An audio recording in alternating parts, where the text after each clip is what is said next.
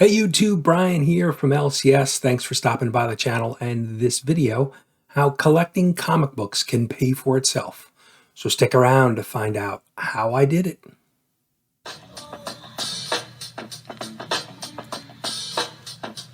You down with LCS? You down with LCS? You down with LCS? Who's down with LCS? You down with LCS? You down with LCS? You down with LCS? Who down with LCS?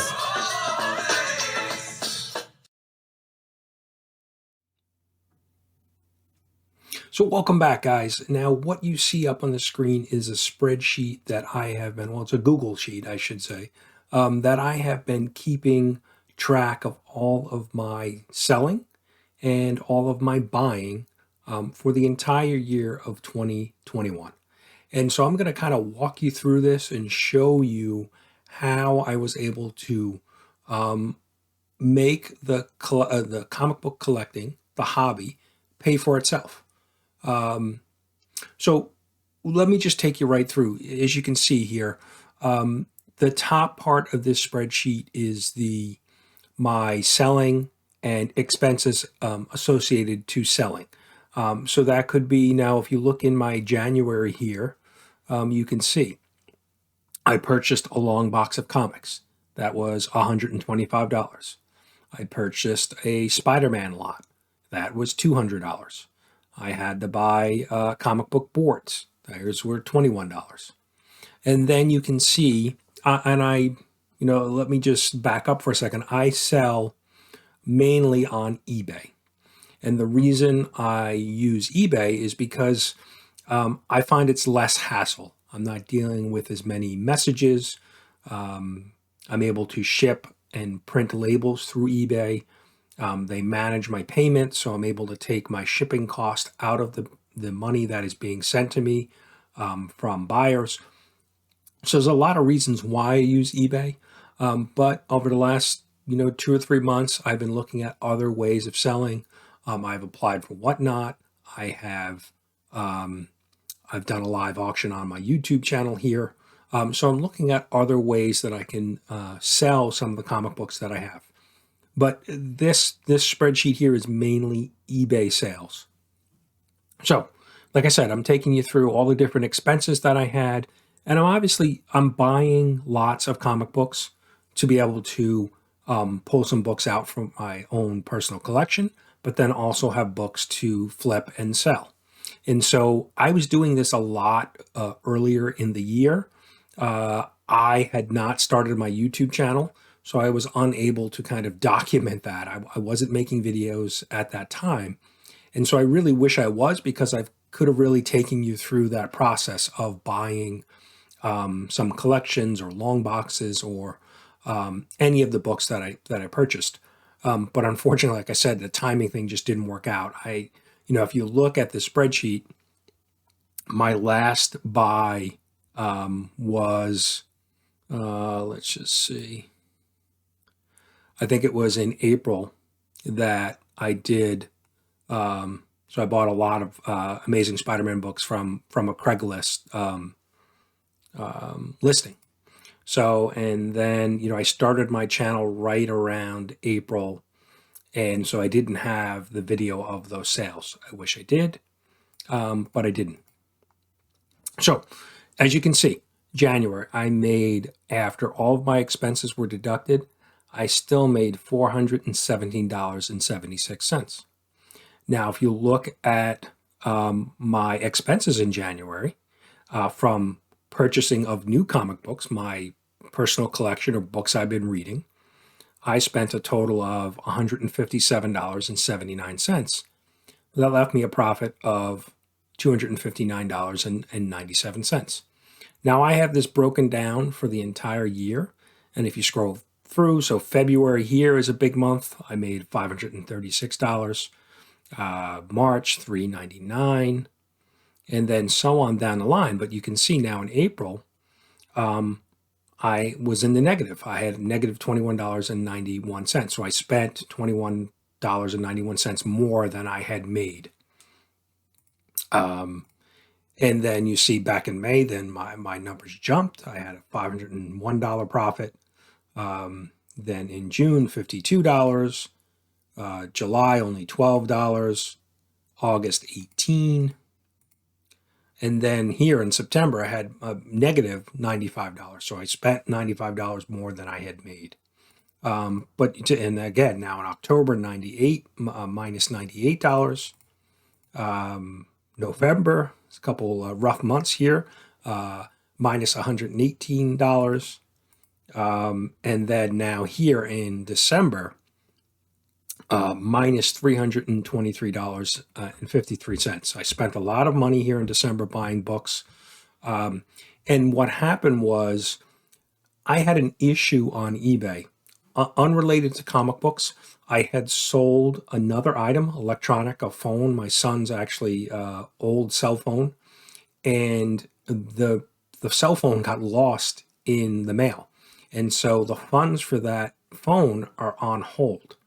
And so I haven't received any payments from eBay in December, although I spent a lot of money. So, but what you'll find out here is I'll give you the grand totals now for the entire year. I made $3,420.94 selling. That's after all of my expenses of purchasing, raw books and supplies and packing material and all those things. But now, of all of my trips to the LCS and buying from auctions, I did some Whatnot auctions. I recently bought a slab from Reggie Collects. I spent $2,297.55 on new comic books, or new to me comic books. So if you subtract those two, my net profit minus what I've spent, I have an overall positive balance of $1,123.39. So what's great about this is I'm not dipping into my own personal cash to fund the weekly trips to the LCS. I have purchased books, and sure, there's an outlay of cash, as you can see. I spent $200 here on a Spider-Man lot, $125 on a long box. But then I was able to look at those books, like I said, pull some books and put them in my personal collection, and then list those on eBay and sell. And so what you'll see is you'll kind of see some peaks and valleys. When I have new books that I've purchased and list them on eBay, I typically get a spike in sales. And so you can see, like, I purchased a bunch of books here in January. Then in February, I had a big month. And then you see I bought some books here at a yard sale. And then you kind of see the kind of, peaks and valleys of, the buying that happens on eBay. So as you can see, overall, like I said, I'm in the positive for $1,100, and I purchased $2,200 or $2,300 worth of comic books that are now in my personal collection. And who knows what their future value may hold. That could increase, but I'm funding this by flipping some of the raw books that I've picked up throughout the course of the year. Now, prior to this year and collecting all of this information in my spreadsheet, I had made some purchases of some other comic book lots. And I outlaid probably about $800, or maybe a little more. I think I bought one lot for $450 and another one for $400, so $850. But out of that lot, I pulled a Clone Wars #1. It was a raw book in very good shape. Sent it off to CGC, had it graded. It came back a 9.6. I was once Ahsoka appeared in the Mandalorian series. I was able to sell that book for over $1,400 on eBay. And so that one book funded the entire purchase of those two lots of comic books. And now those lots of books were several hundred books. So that single book paid for that initial purchase, actually made me some profit. And then I was able to use that profit to be able to fund some of these other books that I purchased throughout the year. So, what did I learn doing this and collecting all this information? What I can tell you is you're going to, this type of activity is going to eat up a lot of your time, right? I'm spending my free time going through the books, communicating with the people that are selling these books, meeting with them. And then if I make the purchase, then I have to bring them home. Most of the times I have to clean up bags and boards. I have to rebag and board a lot of the books because, some of them could be old or dirty. So there's time involved and money involved in doing that. I also have to kind of organize all the books, get them in, because quite often they are, kind of unsorted and kind of a mess within the boxes that I'm purchasing. So you have to spend time, sorting and then listing them. And that all takes time. So you have to see if that's worth it for you to, eat into your free time. I'm not doing as much of that buying and flipping right now because I'm more involved with my YouTube channel, the Comic Book Community Awards, my own YouTube channel, and watching and supporting other channels on YouTube. So you just have to take that in consideration because it will eat into your free time. And the work that it takes, right? Like I said, I have to rebag and board. I have to organize. I have to take photos. I have to list the items with descriptions. So that all takes time. And it's work. You have to be organized to be able to get that all together. And then when you're listing and selling books, you're going to get questions, right? You're going to get direct messages. You're going to get, depending on the platform that you're selling on. eBay has a message system. So I get emails people asking questions or making offers or asking for additional photos of books. So you have to be prepared for that. And then the other thing to consider is fees, depending on what platform you use, eBay, whatnot. Even some of the payment systems, PayPal, they all have a fee associated with them, right? People call eBay FeeBay, right, because of the cost. I think the cost for doing business on eBay is about 10%. They kind of skim off the top 10% of your sales. So if you sell a book for $100, they're taking $10. And then, depending on if you have shipping included or whether it's free shipping, you have to ship the book, you have to pack it well.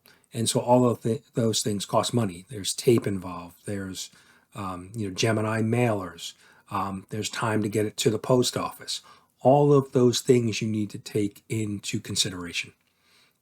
So overall, I really think it's worth it, right? Because I was able to purchase $2,200 worth of new comic books, $2,300, $2,297, put them in my personal collection, and not take any money out of my own pocket.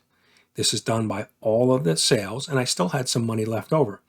And a lot of the money that I had left over helped me fund the Comic Book Community Awards, buying trophies and adding some of the prizes and the website and all of those things. So I really do think it is worth it. And this is just, one example of how collecting comic books can fund itself. I really think it's a good opportunity if you have the time and want to get involved.